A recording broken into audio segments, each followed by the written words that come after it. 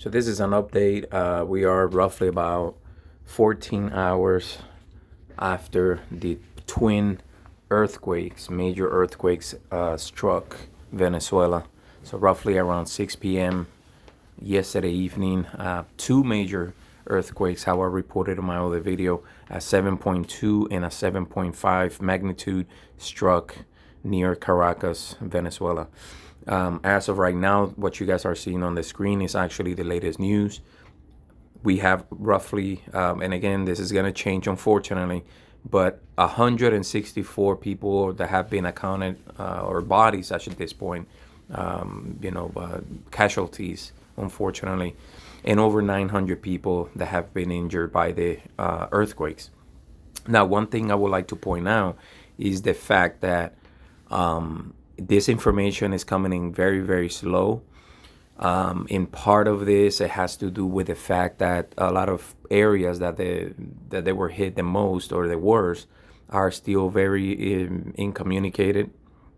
In top of that, I mean, there's going to be a lot of areas where not going to have electricity. They're not going to have internet to report any kind of news. So a lot of the reports and videos that you guys are seeing on social media are actually videos or information that is coming through from a family member to family member. And they're forwarding that information to news outlets and also posting it on their local social media. So in other words, that they're outside of the Venezuela, and they are the ones reporting a lot of the information. The information is coming out, but it's coming out very, very slowly. So unfortunately, this number is going to change. It's sad, but the situation is chaotic in Venezuela. Now, another issue that is happening is the fact that the main international airport in Caracas, Venezuela, sustained major damage.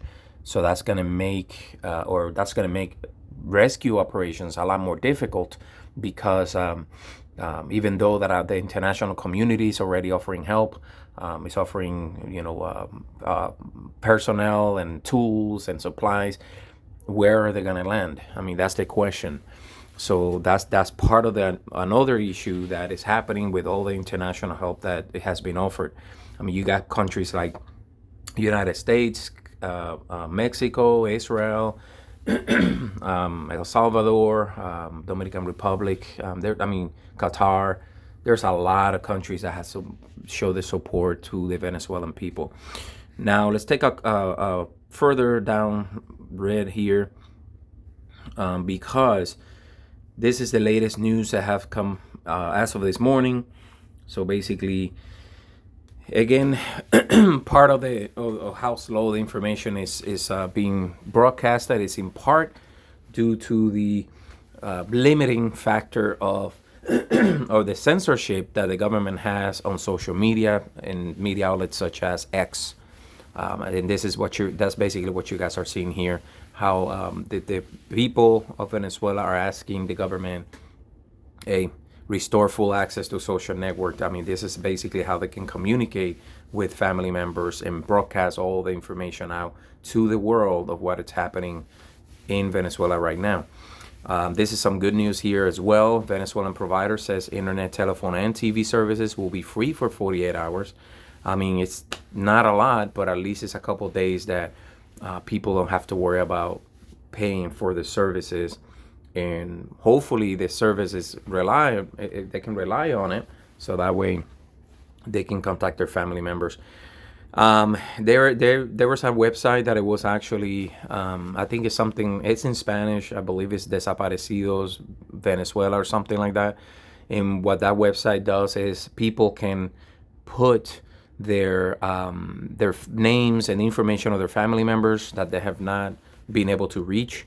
So if somebody gets information in Venezuela or elsewhere, they can say, hey, yes, I know this person, I saw them, or they're fine, or whatever the case may be. So at least family members that are outside of Venezuela, they can actually at least get some peace of mind that their family members are kind of foreign, that they're safe.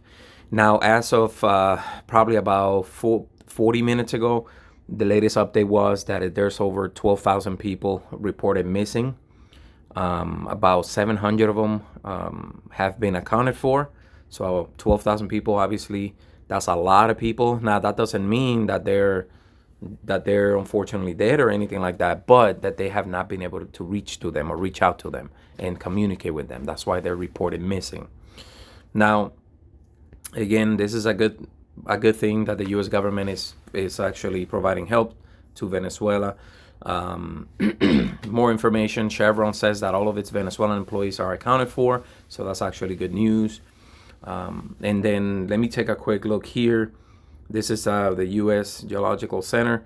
So this website here, what it does is it shows what the latest earthquakes are happening. So you got the initial ones, the one in the two bottom ones, two bottom ones here in red, 7.2, 7.5. And then if we move forward, they had, let me see, there was another one at 4.5 in another part of Venezuela. And another one here, 4.4. So again, there has been some aftershocks, just thankfully not as strong as you get a 7.5 and then a 7.2 aftershock. Because the problem with that is that whatever structure is already damaged or it's not in good shape, it's going to get affected, obviously, by any kind of movement, any kind of, even if it's not another 7.0 or 7.5 or whatever earthquake magnitude, but still, any shaking of the ground is going to weaken those already severely damaged structures, potentially causing a complete collapse of buildings.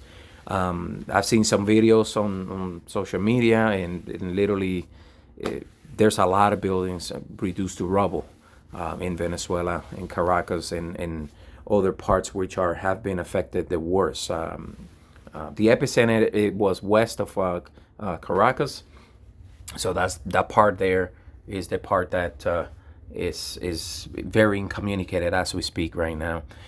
So I wanted to give you guys an update as of this morning. Of course, this is an ongoing situation. I will make more videos, or at least make another video later today regarding the catastrophe unfolding in front of us in Venezuela. Thank you. Don't forget to like this video.